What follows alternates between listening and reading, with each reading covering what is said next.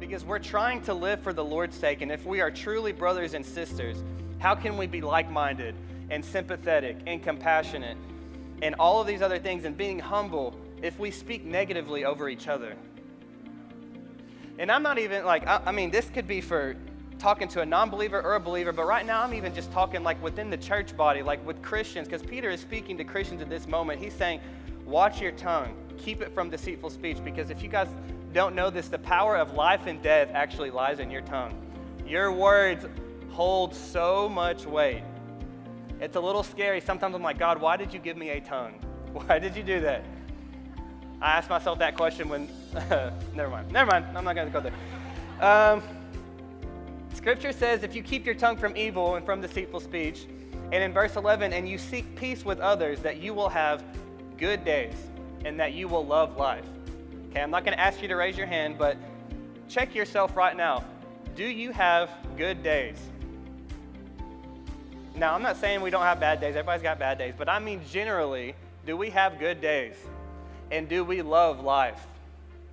Because if we don't, it might be time to do some inward reflecting and ask ourselves if we do these things that Peter talks to us about keeping our lips from deceitful speech, watching what we say about people, and truly seeking peace with others. Because let me tell you that seeking peace with others is one of the best things that you can do. If you got an issue with someone, this is your confirmation right now to seek peace with them, whether or not they want to seek peace or not. But let me tell you, especially if it's with someone in this room or someone that you know that is also a Christian, it is so freeing when two people can come into a hard conversation when you need to have peace with them, and both of you have the same ultimate goal of like, you know what, I'm doing this because I want to seek peace with you, with another believer or with an unbeliever, whoever it might be. Scripture even tells us to let peace be what guards your heart.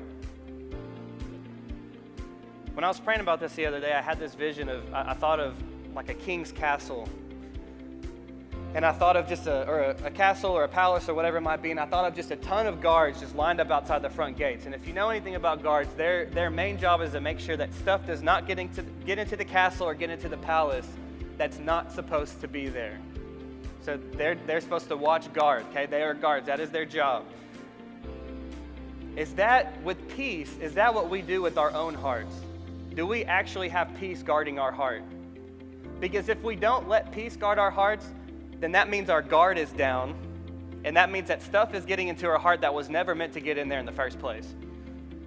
Because if I've got an issue with someone or someone says something to me and I don't have peace guarding my heart, then it now affects my body, my mind, my soul, the way that I live, the way that I act, because I didn't have any peace guarding it. Now, I'm not saying there aren't times where people say things that get to you and like it affects you, but when you have this filter of peace on every single thing, every single conversation that you have, it makes a huge difference